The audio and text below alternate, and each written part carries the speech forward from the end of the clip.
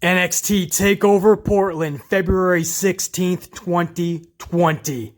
From championship matches to grudge matches, battles to wars, NXT Takeover Portland had a little bit of everything tonight. And as you guys can tell, this is one of my fastest reviews I've ever put up because there was so much action tonight. I knew this review had to go up ASAP.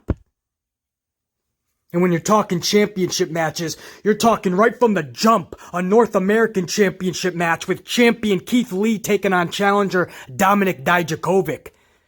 And I know you're thinking, BC, is that the right way to go to kick off a takeover? The first match of the night always sets the tone, sets the pace.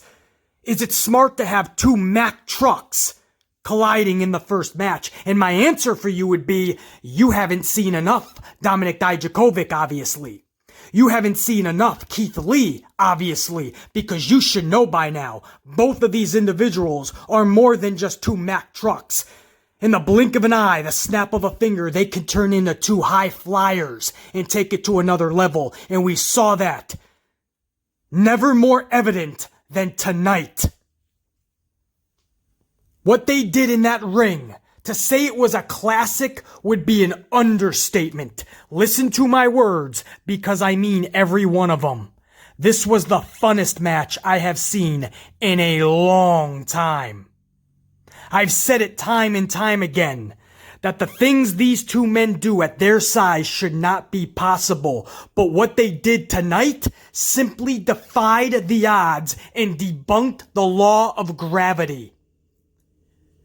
Dijakovic hit a feast your eyes from the top of the ropes.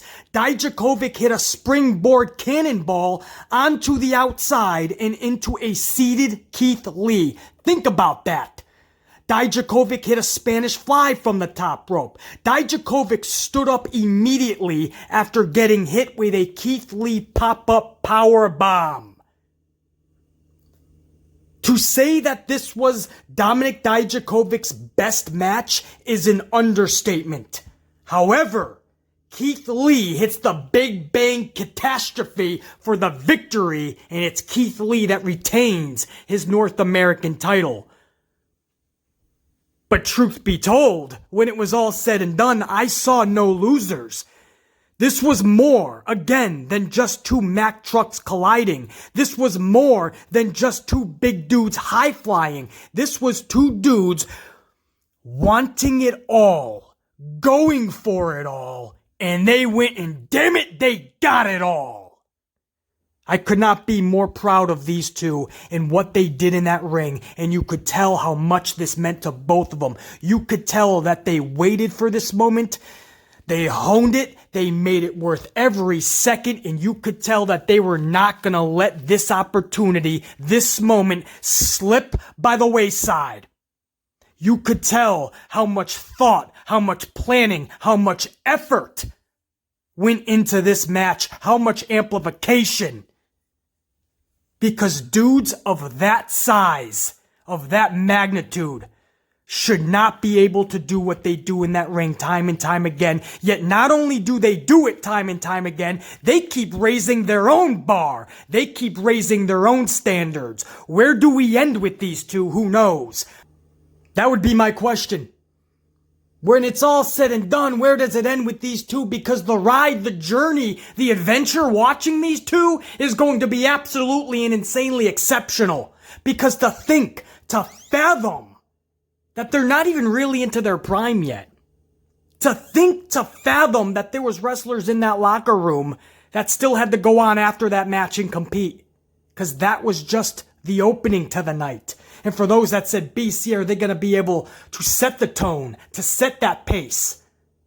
They didn't just set the tone or set a pace. What they did is they raised the bar for any matchup, any individuals in the future that are going to set the tone and set the pace and be the first match. They just raised the bar. That could have been the damn main event tonight. And I would have been absolutely satisfied and beyond. Jeith Lee wins the match, keeps his championship, but Dominik Dijakovic is no loser in my book. Up next, we have a grudge match, a women's street fight between two former best friends, Tegan Nox and Dakota Kai. We all know the history, so I won't bother going over it. Dakota jumps Tegan during Nox's entrance and they brawl into the ring where the ref finally rings the bell. This was a Tegan Nox we've never seen before. Chairs, trash cans, steel chains, you name it, she brought it all, she used it all. She didn't want to just beat her former best friend, and that actually was her downfall. Because after hitting the shiniest of wizards, Nox yells out, "I'm not done with you yet." She sets Dakota up on a table and puts a steel chair around her neck. She hits the top rope, but Raquel Gonzalez, who you may also know as Victoria Gonzalez or even Rena Gonzalez, but Raquel sends Nox through the table. Dakota is able to pin Tegan afterwards, and it's Dakota Kai, even though she took an ass whooping in this match, it's Dakota Kai with the help of Raquel Gonzalez, who ends up winning this match over her former best friend. So Tegan Nox did everything right, did everything she was supposed to do, but got a little too greedy at the end, and with some extra help for Dakota, Kai ends up winning this thing. Now what do they do with Raquel Gonzalez? I mean, this is a woman who is just over 6 feet tall, built like a brick house, and ready to rock out. Now, I'm not going to lie to you, when she first got up on the apron, and I know Raquel Gonzalez, or Rena, or Victoria, I know all her facets and personalities, and former ring names. But when she popped up on that apron, more than ever, she actually looked like Sonya Deville. I had to do a triple take, because even upon my double take, I'm like, what the hell? Sonya Deville got bigger. But it was actually who they're now calling Raquel. Now, where do they go again? She's been on that NXT roster since actually 2016. She's a former WWE Tough Enough contestant, did not win for many reasons, and she's been on the roster since 2016, and you probably haven't seen too much of her for many reasons that I won't go over. And that's what I mean about where do we go from here. She's got the look. At times, she can go in that ring, but there's a lot of limitations when it comes to Gonzalez. And this is going to be interesting. They're now going to give her a little bit of a rocket, it looks like. They're going to give her a big push. They've wanted to for a while, but again, there's been a lot holding her back. It's going to be interesting to see this new relationship she has with Dakota. Obviously, it looks like it's going to be Gonzalez and Tegan first. This looks like it's going to be Gonzalez's first big feud that she's going to win. Tegan Nox will not win the Dakota Kai feud, and it doesn't look like Nox will overtake the Gonzalez feud. So it looks like Tegan Nox, as much as we love her, I don't know if the company is really looking at her as a big-time winner, as somebody they can truly put the rocket behind. I'm not going to try to be too negative here and look too much into the future with tainted eyes. What I will do is say that grudge match, I thoroughly enjoyed it, and that is one of Tegan Nox's best matches that she has put on in NXT thus far. Great job by both ladies. The ending, a little bit anticlimactic for yours truly. Not that it's not good seeing Raquel Gonzalez, but I have so many questions, being the analyst that I am. Being the dissector of these programs like I am, being the reviewer that I am, these are questions that I'm going to have to just sit back and let unfold and be answered. And then we can talk more about it. Johnny Gargano versus Finn Balor is up next. Half of this was wrestling, half of this was a fight. All of it was awesome. You guys ever buy something motorized and in the corner in small words it says batteries not needed? Well, for this wrestling match, notes were not needed. Because if you heard that these two are going to be wrestling one another, whatever you thought it was going to be, should be, will be, well, it was. Notes couldn't do it justice. And the crowd was on their feet when Balor hit the 1916 DDT in the end, covered Gargano, and collected the victory. I know, heartbreak for Gargano once again at TakeOver. But damn, I will be damned if this guy doesn't go out there every single TakeOver and give every single ounce that he has. Shit, he could be out there in a weekly NXT Wednesday night show. He could be at a house show. Gargano gives everything he's got. Mind you of Reminds you of somebody else we know up on the main roster, right? Named Daniel Bryan. My concern with that is how long of a career does Gargano have? Because when you put it all on the line every single night and you even double down, triple down at these takeovers, you gotta believe how much is he putting out there for our entertainment. You gotta believe it's taking a little bit of something from him every one of these matches. But I'll be damned if that's the only way he can go out there and perform. You can't tell somebody like Gargano or somebody like Daniel Bryan. You can't tell them to slow it down. You can't tell them to tone it down. They only know one speed. They only know one way because that's how passionate and amplified they are. And if you tell them to do it a different way, you're taking the fun away from them. You're taking what they love away from them. You're taking the passion and the amplification, and then they probably won't even want to do it anymore. So yeah, it might cut their career down, it might shorten it a lot, but watch them while we can do what they do at the highest of levels, because I swear to you, there's not many in the world that do it like Gargano. He may have lost the match last night, but it's the same situation that I talked about Dijakovic. They walked out of the ring, barely, but they did, and they didn't look like losers to me. But if we are talking about winners, man, did Finn Balor rise to the top rope afterwards, raise his hand up as the ultimate victor, because they got a rocket the size of Texas waiting for Finn Balor. They got big plans for Finn Balor. Johnny Gargano was just the tip of the iceberg, I assure you. Up next, it's a women's championship match, the NXT championship. Bianca Belair, the challenger, taking on champion Rhea Ripley. Belair's robe was great. Black History in the making, it says. Obviously, it's Black History Month, so it makes absolute sense. But on top of that, you're damn right, Bianca Belair. If she keeps competing the way she has been, she is going to be history.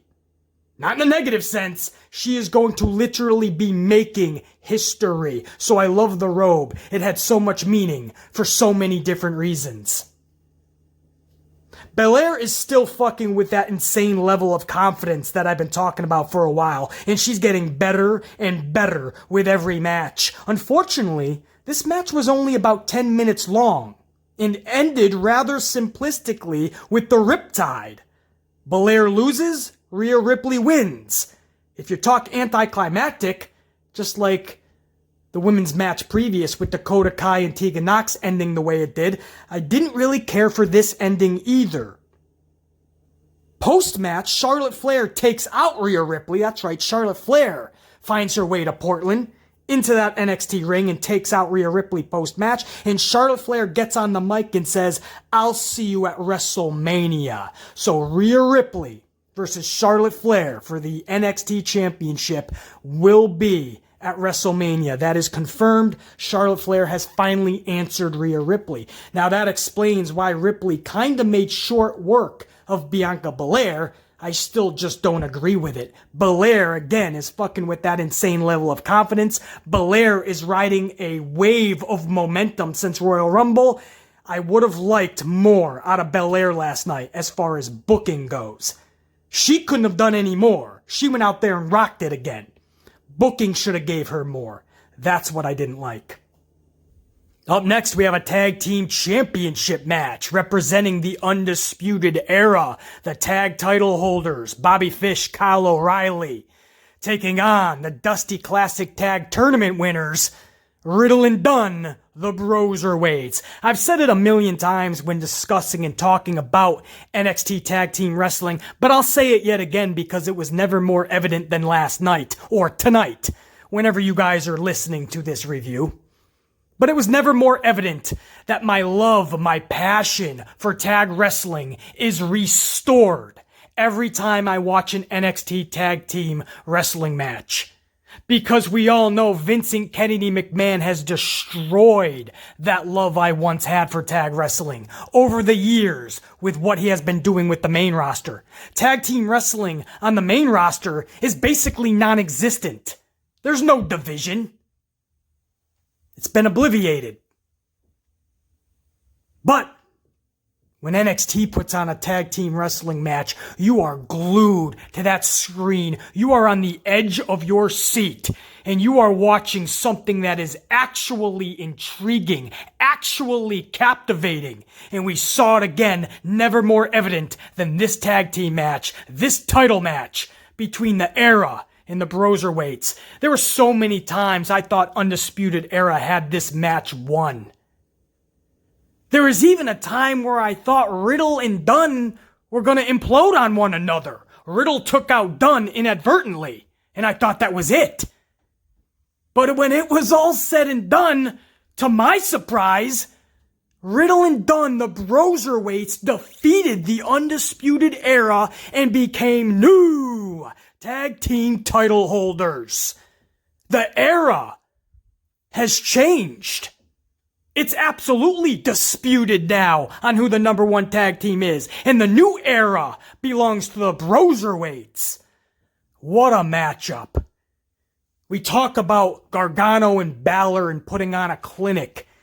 We talk about how when it's all said and done, no matter who followed Lee and Dijakovic, they weren't going to be able to live up to that hype. They weren't going to be able to live up to what actually went down. But there's no way we can talk about NXT Takeover Portland and leave that tag team title match and what they did in that ring. There's no way we can let that play second fiddle. There's no way we can let it go unnoticed and not talked about.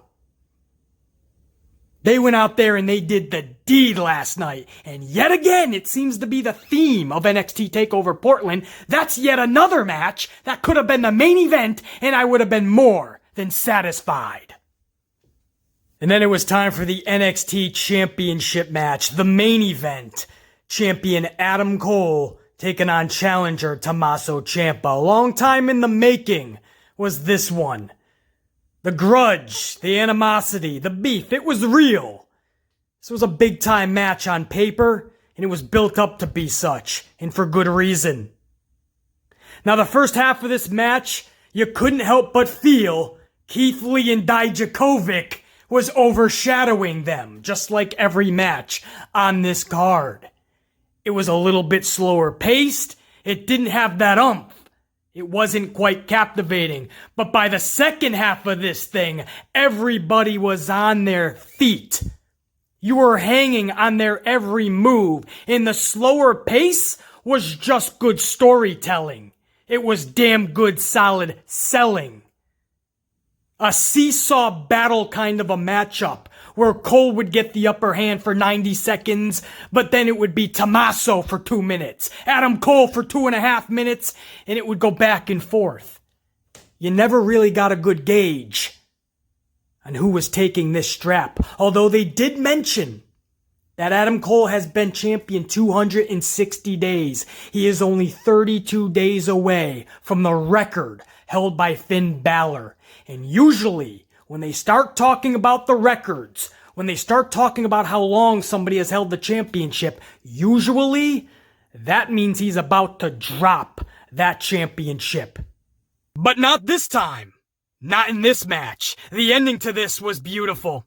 The rest of the Undisputed Era, Roddy Strong, Fish and O'Reilly all come down to help aid an Adam Cole victory, but it would be Tomasso Ciampa that refused to lose.